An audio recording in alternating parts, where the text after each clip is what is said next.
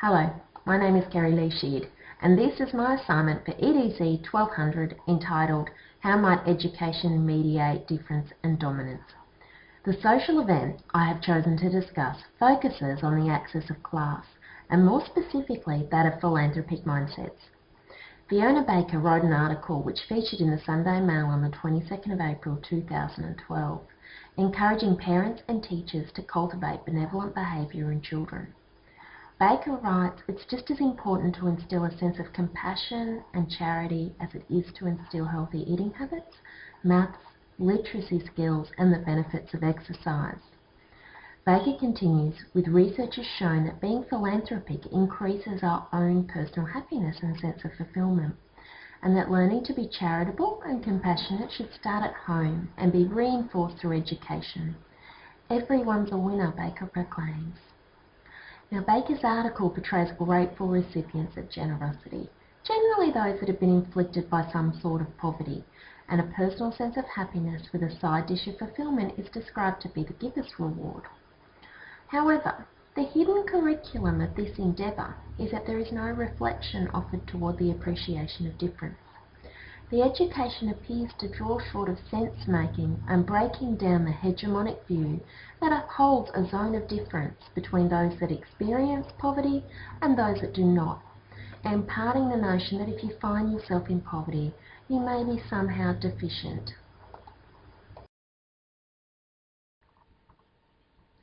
In a socially constructed view, most would agree that compassion and charity are admirable qualities.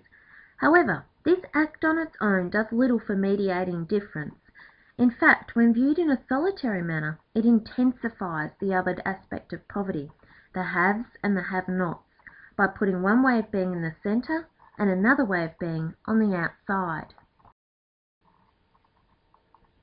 Marianne Lewis tells us about indicators of social class, inclusive of markers such as the suburb or street where you live, if your house is owned or rented, the kind of job you hold, your level of education, as well as the kinds of goods you own.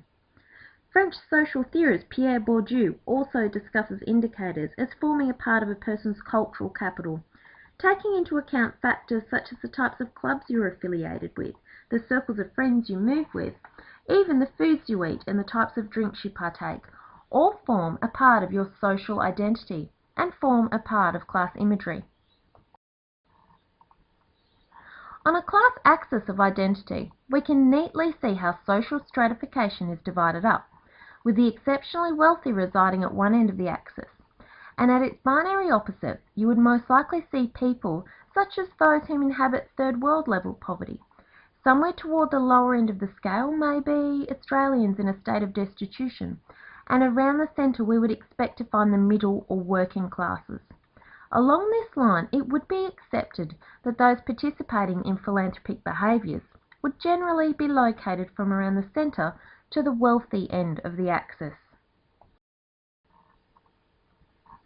Whilst endorsing philanthropic behaviour is nice to encourage, it sadly does little to mediate difference. If anything, the behaviour disseminates a tolerance of poverty, rather than destabilising the hegemonic group position, in turn supporting a collective demonisation of poverty-stricken individuals.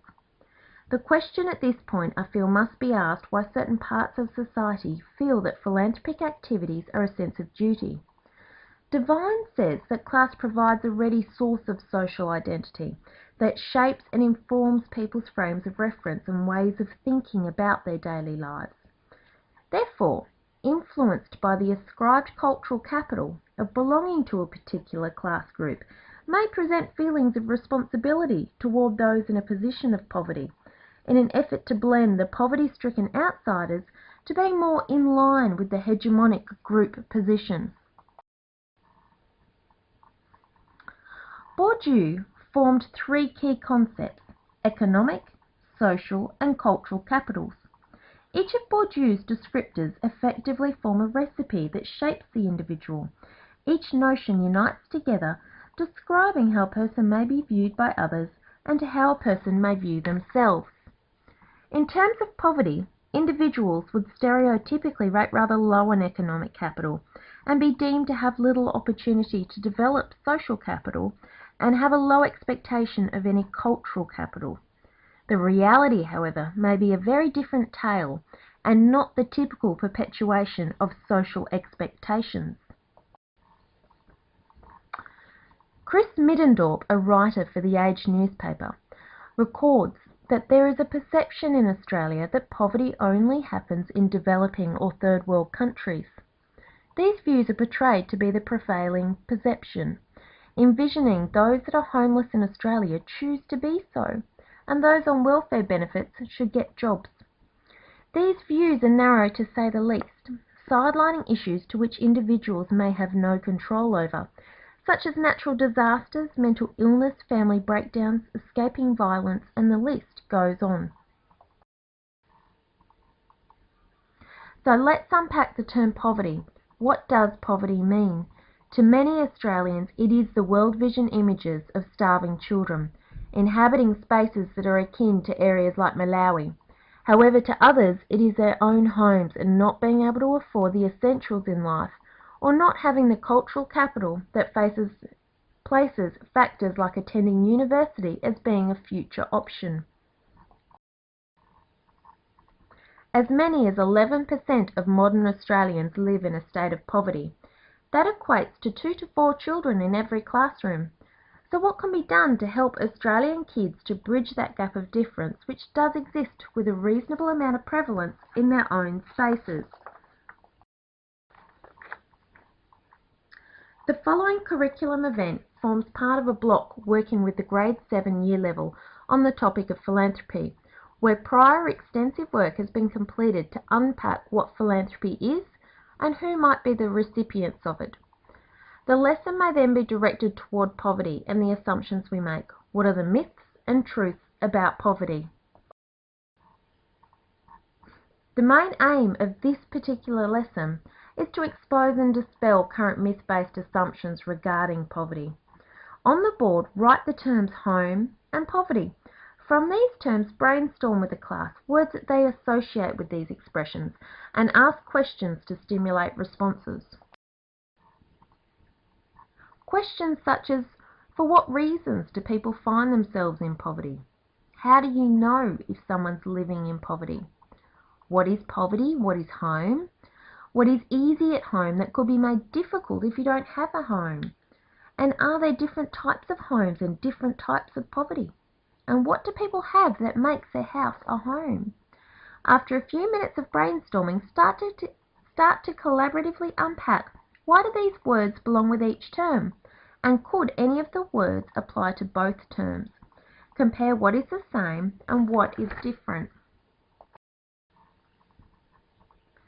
Following on from this activity, place into view 4 images of people and ask the students to which group they would place the images under and why, home or poverty. After placing the images under each title, then inform the students the stories behind the images. The well-dressed woman who is living on a friend's couch due to mental illness. An elderly man in dirty clothes who has been displaced by a natural disaster. A family also displaced, however this time by work entrenchments, and now find themselves living in the family car. And a businessman who, due to drug and alcohol dependencies, is unable to pay his bills. Finally, discuss the position that Australians purportedly live in a fair society. So why in such a society might we still need to have functioning charities? Have the children form small groups and collaborate answering questions, such as what are the causes and effects of poverty, and what is made difficult by the dominant views of poverty. For Event Lesson 2, the aim of this task would be for the students to follow the effects of a donation and to decide for themselves if they think philanthropy should form a part of societal change. Have the students follow up an inquiry focusing on the question, is charity a solution or a continuation of the problem of economic inequity? And assist with ways in which they may research these questions, such as through various websites. With their chosen investigation, the student would be required to create a model of a timeline of effects of the charitable event and then write a short essay on their findings. At the conclusion of the investigation, results could be discussed and compared collaboratively with class. This now concludes my presentation. Thank you for watching.